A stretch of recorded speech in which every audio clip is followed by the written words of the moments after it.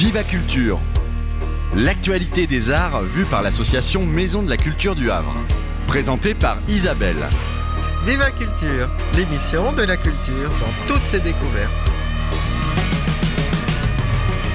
Bonjour à toutes, bonjour à tous. Bienvenue sur Viva Culture, Isabelle Royer. Aujourd'hui, nous accueillons Mathieu Amance pour son instant poésie. Il nous parle de Lisette Lombé, poétesse belge. Ensuite, je m'entretiens avec Cyril Plath, plasticien qui expose en ce moment à la galerie Agnès Sabova. Puis nous entendons un extrait, l'étude numéro 16 de Philippe Glass par la pianiste Maki Namekawa. L'instant poésie. L'instant poésie. L'instant poésie. Par Mathieu Amance.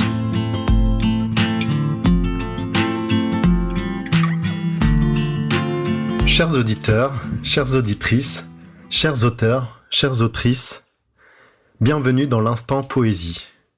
Aujourd'hui, une émission spéciale consacrée à Lisette Lombé, dont la Maison Poème a annoncé officiellement à Bruxelles le 21 mars dernier qu'elle sera la nouvelle poétesse nationale de Belgique, et ce pour une durée de 2 ans à compter de janvier 2024.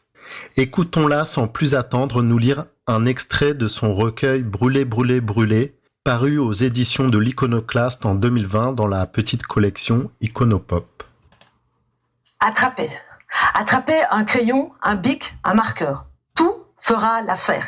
Sortir calepin, cahier, carnet, déchirer, bout de nappe, bout de carton, écrire, jeter, bout de texte, bout de phrase, beauté des patchwork, beauté des mosaïques, gribouillage frénétique, peur de perdre les images, peur de perdre les échos, gestes, robots, ne pas perdre, ne pas, écrire, putain de points, putain de virgule, faire sauter, faire sauter, écrire, accumulation gloutonne, matière, terreau, ne jamais jeter de terreau à la poubelle, liste de synonymes, liste de contraires, liste de mots qui riment, liste de termes en argot, liste de mythes, liste de monstres, liste des objets que l'on peut perdre dans le fond des océans. Traduction en différentes langues de cette liste d'objets que l'on peut perdre dans le fond des océans. Liste des morts qui remontent à la surface des mémoires et qui demandent justice. Noircir, vin blanc, noircir, écrire. Ce n'est plus une histoire avec un début et une fin. Ce n'est pas encore un poème.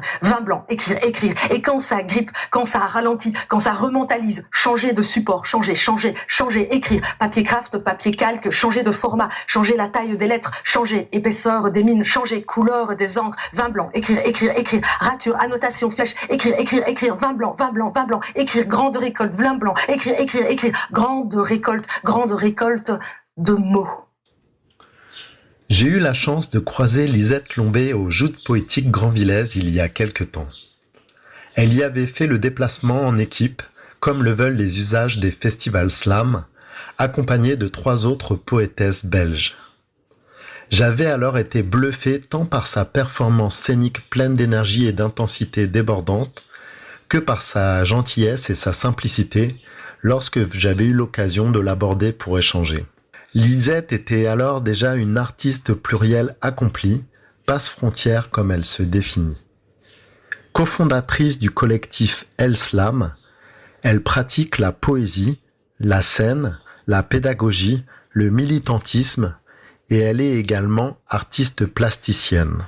Voici l'un des textes qu'elle avait interprété sur scène à Granville et qui avait reçu les faveurs du public. Il s'agit de Transe poétique.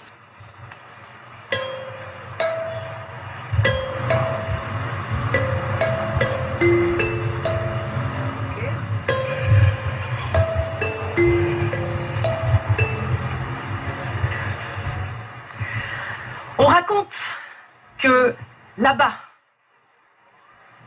les poètes se cognent les uns aux autres, comme une brique, sur la tête d'un ennemi.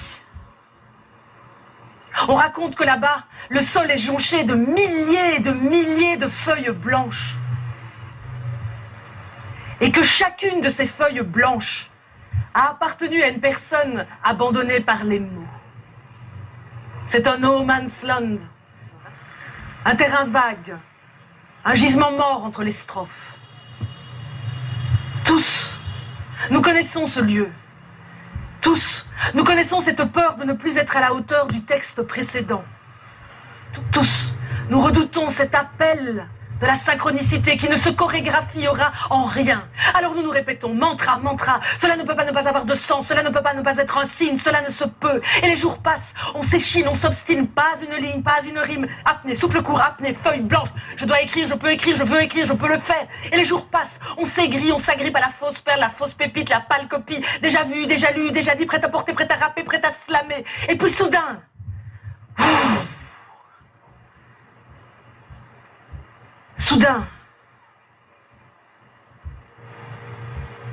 ceux qui reviennent de là-bas parlent d'alignement foudroyant et de renaissance brutale.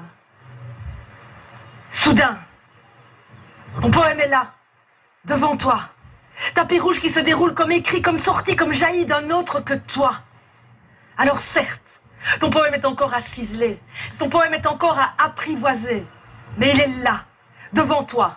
Coup de poing immobile, au milieu des milliers et des milliers de feuilles blanches qui se mettent à tourner, à tourner et à tourner autour de lui.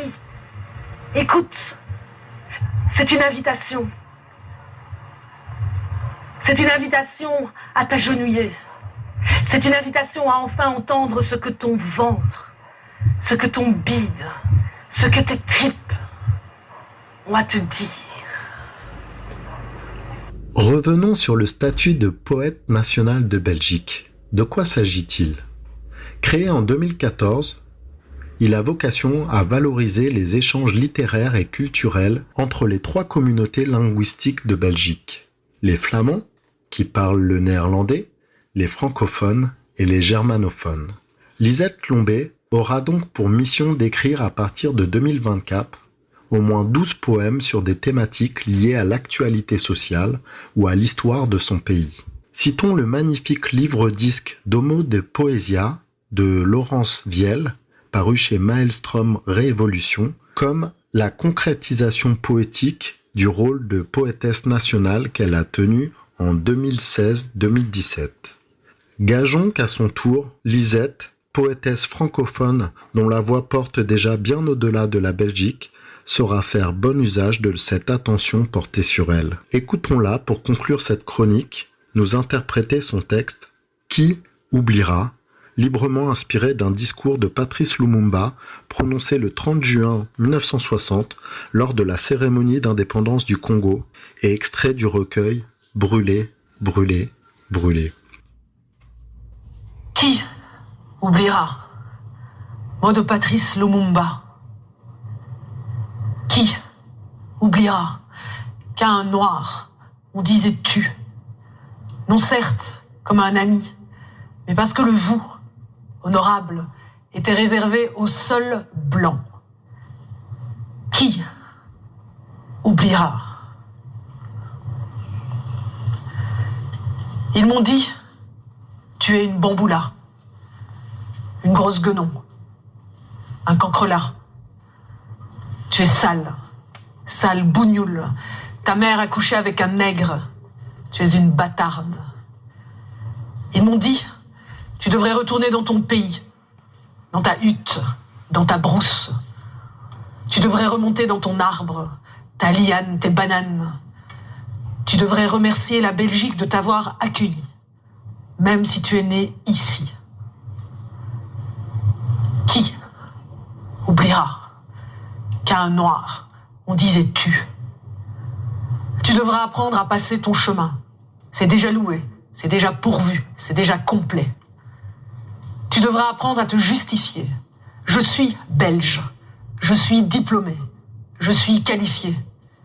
Tu devras apprendre une autre histoire aussi. Afrique, sauvage, sous-développée. T'intégrer, t'assimiler, t'encager, te corseter. T'intégrer, t'assimiler, t'encager, te corseter.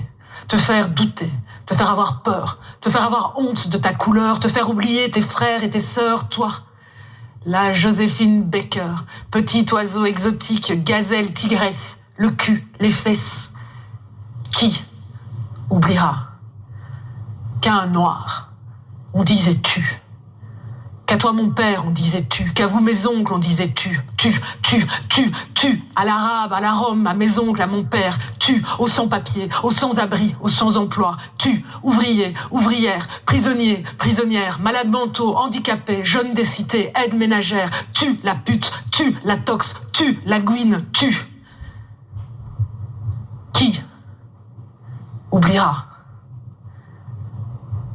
Qui oubliera? Pas nous. Cyril Plath, bonjour. Bonjour. Alors, nous nous rencontrons à la galerie Agnès Saint-Bovard, où vous exposez depuis quelques jours, quelques semaines. Et j'aurais bien aimé savoir un peu l'origine peut-être des toiles que vous présentez, puis un peu aussi votre formation, votre parcours d'artiste. Alors, ici, je présente sur cette exposition ma série que j'ai intitulée Strat. En fait, c'est l'idée de départ, c'est l'usure des peintures, en gros sur les coques de navires. Oui. Et l'usure du temps, enfin plein d'histoires comme ça qui s'entremêlent dans mes toiles. Et sur cette série-là aussi, j'ai utilisé la couleur, ce que j'utilisais pas du tout sur mes travaux précédents. Oui. Et donc j'ai eu une furieuse envie de couleur sur cette série-là. Oui, on peut peut-être aller voir Oui. une ou deux toiles de l'autre côté, puisque Oui. la galerie a trois pièces. Oui. Et là, vous en exposez alors énormément, on dirait une série.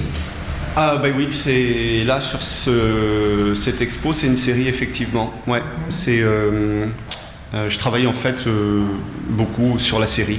Enfin, je viens de me rendre compte que mon travail était Oui. beaucoup axé autour de la série en fait. Oui. Et la technique, elle est particulière. Alors c'est une technique, en fait j'utilise des morceaux de carton tout simplement, que je trempe dans mon pot de peinture et que je badigeonne comme ça sur mes toiles.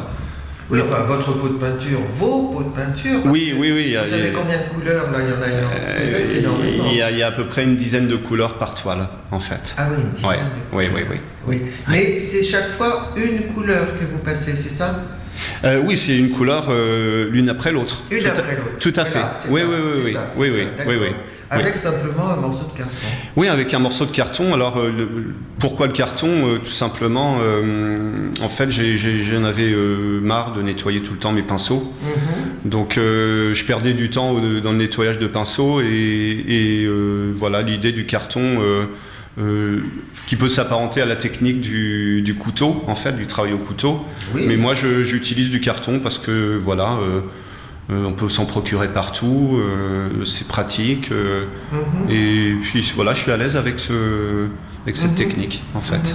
Et ça permet sans doute aussi une irrégularité. Oui, tout à fait. C'est ce que je recherche aussi dans mon travail, c'est effectivement l'irrégularité et puis le défaut et qu'on obtient plus facilement avec du carton déchiré qu'un ustensile lisse, manufacturé qu'on peut se procurer facilement. Expliquez-moi un peu cette histoire de défaut. En fait, le défaut, il est, voilà, le mouvement, il est assez spontané, donc la peinture, même si jamais j'essaie de lui donner une direction, elle va toujours être plus forte que moi, ce que je souhaiterais obtenir. Et donc, il y a des fois des surcouches qui viennent sur d'autres couches de peinture. Et en fait, voilà, ça me donne des pistes après pour me dire, tiens, la toile, au départ, j'avais une idée, mais en fait, les couleurs viennent se superposer et des fois, une couleur vient délaver l'autre.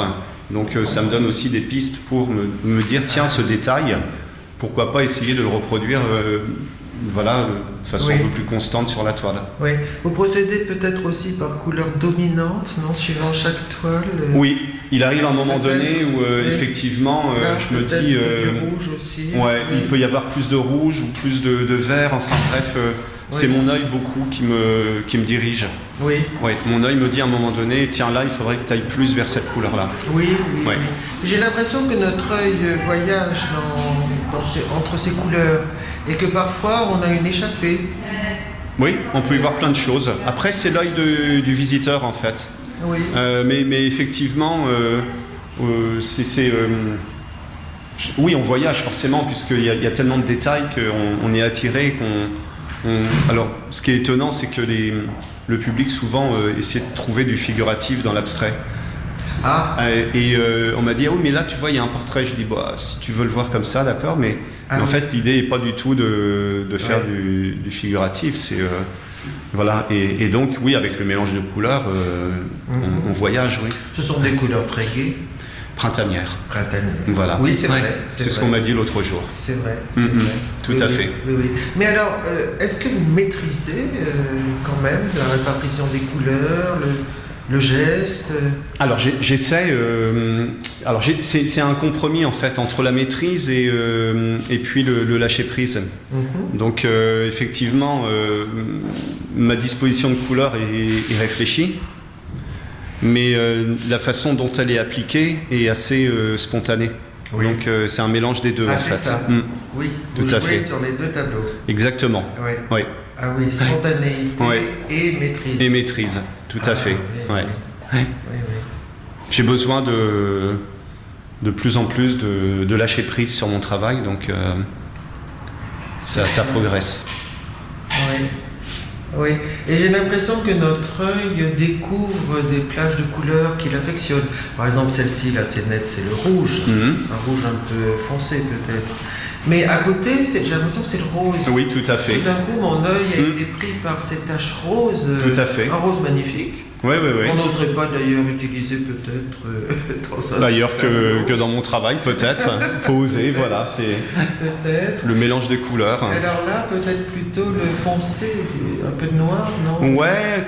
Alors là, je dirais qu'il y a une répartition plus homogène des couleurs sur celle-ci. Ah oui. Mais là, par exemple, il y a plus. Moi, je vois, il y a plus une demi-teinte de violet un peu. Je vois comme ça en tous les cas. Oui, mais homogénéité, vous n'avez pas peur effectivement de ça?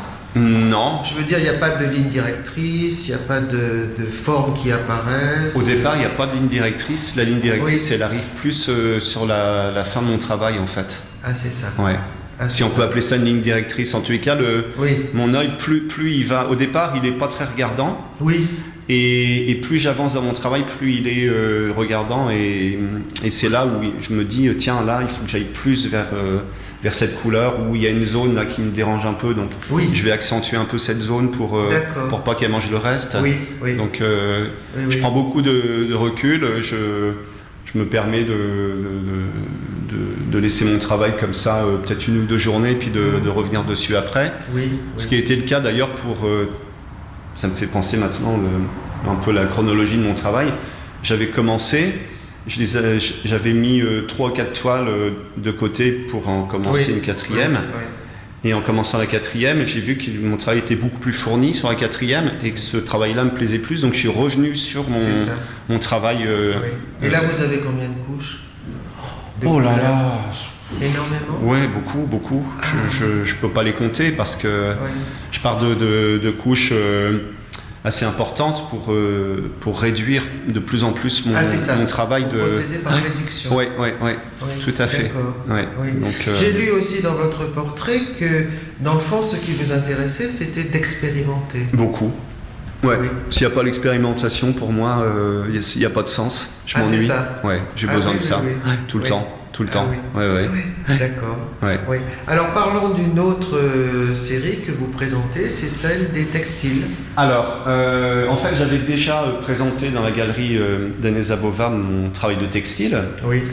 Là, l'idée, c'était de travailler la couleur, mais j'ai aussi, quand j'ai fini ma série de couleurs, j'ai voulu reprendre mon textile, mon motif textile, mais d'une autre façon.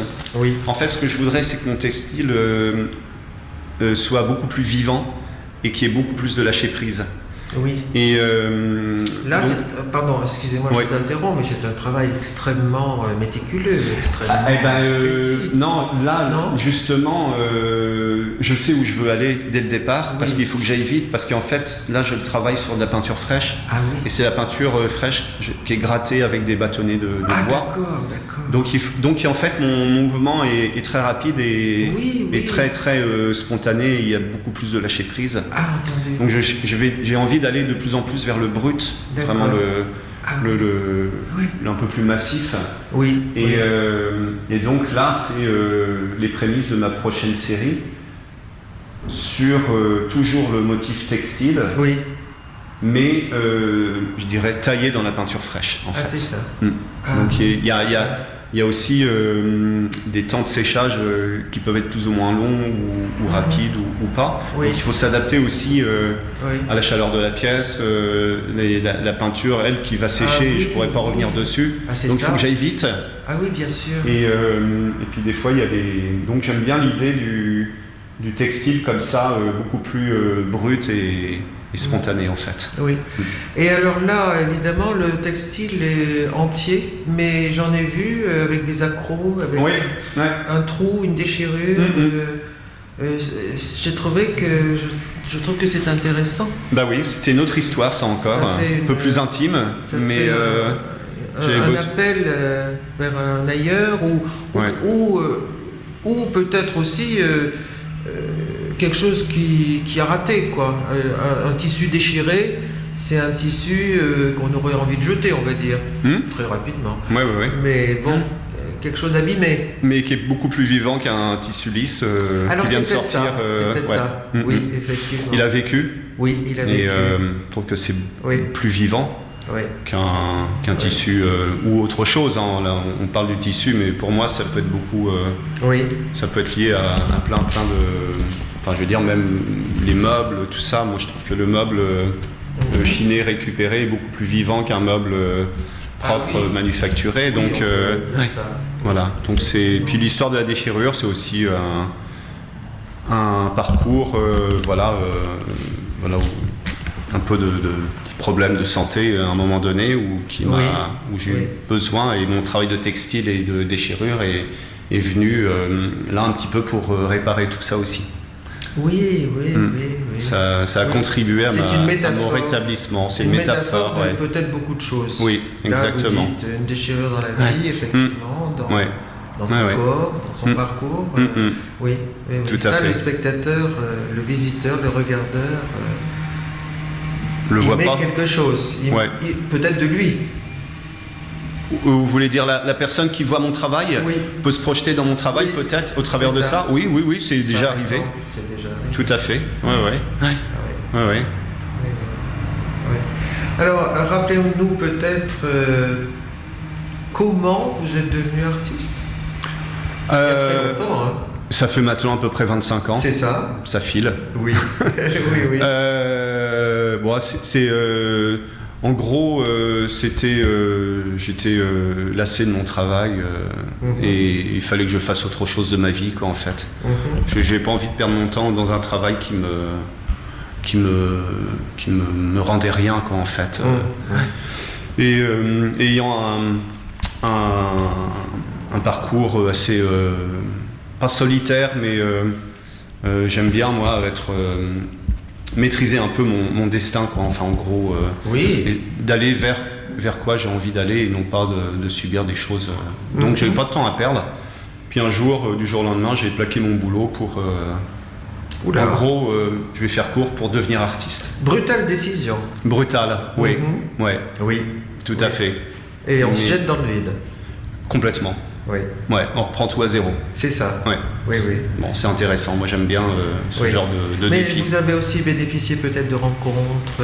Oui, de rencontres, effectivement, d'amis artistes, de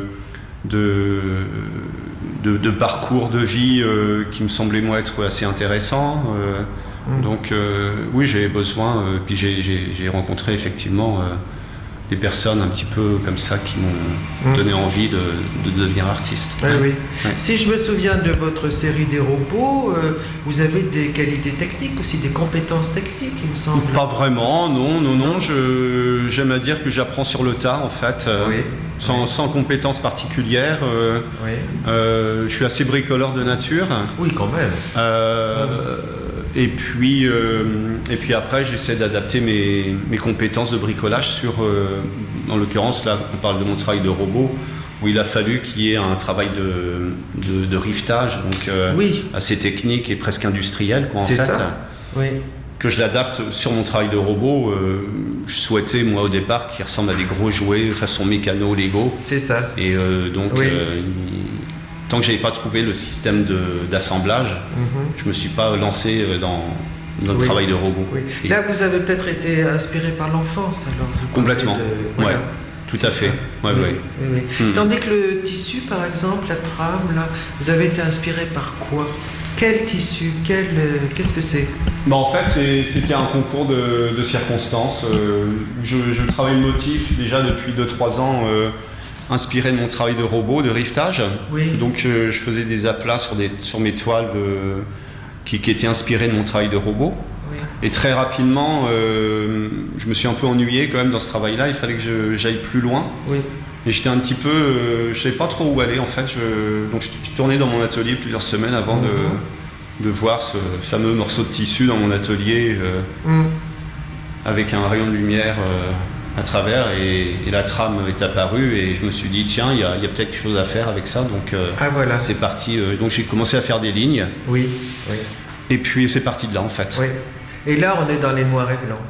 Alors là, par exemple, oui, mais mon travail de textile, d'art textile, enfin dessiné, est beaucoup autour du noir et blanc. Oui, c'est ça. Tout à fait. C'est ça. Ouais, ouais. Alors que Strat, c'est la couleur. Et là, c'est de la couleur. Oui. Ouais. Et là, vous avez été inspiré par les coques de bateau?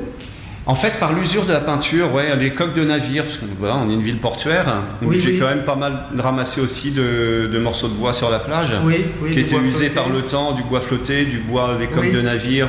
J'allais récupérer du bois aussi Oui.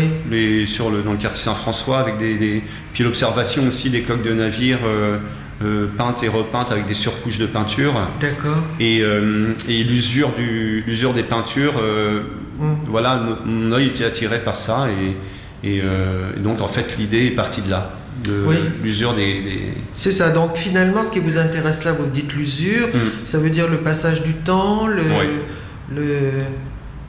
oui, les coques de bateau. Ouais, l'usure on du accumule temps. les couches. Ouais. Oui, c'est ça. Et puis un lien aussi, j'avais pas vu, moi c'est avec Agnès là où elle m'a fait la réflexion, elle m'a dit mais ton travail, il y a une continuité avec tes lignes, avec ton travail textile où tu as abordé l'usure, la déchirure.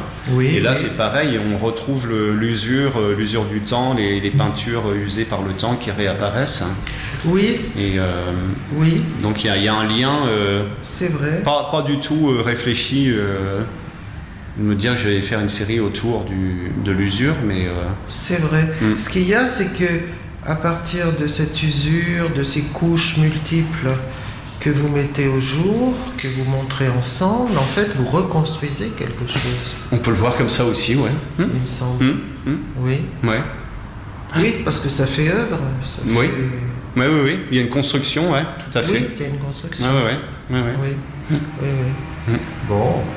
Eh bien, écoutez, merci beaucoup. Bah de rien. Merci. On va attendre la prochaine exposition ou la prochaine série, puisque là, vous êtes parti pour en Ouais. faire une autre. Ouais.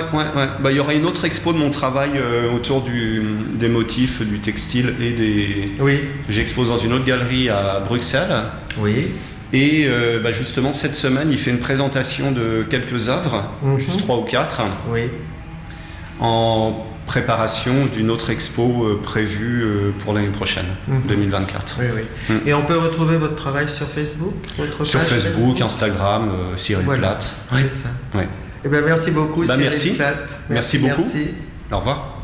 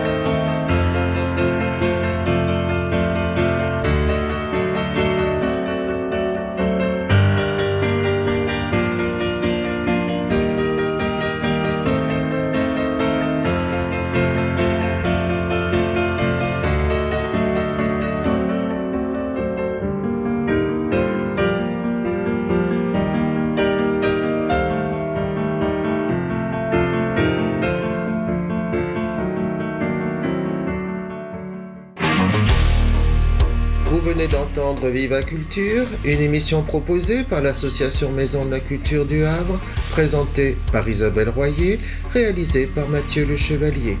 À notre agenda culturel, notez la semaine de la biodiversité du 15 au 24 juin. Elle a lieu à l'occasion de la publication de l'Atlas de la biodiversité communale et elle nous propose une programmation riche à partir du jeudi 15 juin, par exemple la projection de film La vie secrète du jardin, à 19h à l'Université du Havre. Le vendredi 16 juin, c'est une sortie découverte à la rivière de la Plage, à 22h, les amphibiens de la rivière de la Plage. Le samedi 17 juin, nous pouvons profiter d'une balade urbaine sur les plantes sauvages de la rue. 14h, rendez-vous à Saint-Vic, place Henri Chevalier, ou évidemment des ateliers et animations nature, Formidable Nature, à 14h au Fort de Tourneville, et toute une programmation pour dimanche 18 juin. Consultez évidemment l'agenda de la ville du Havre. Rejoignez-nous, adhérez, réadhérez. Notre assemblée générale aura lieu le 21 juin à 17h30 au Jean de Mer. Venez, c'est l'occasion de nous découvrir, d'échanger avec nous et peut-être d'adhérer. Bonne semaine à vous, au revoir, à dimanche prochain.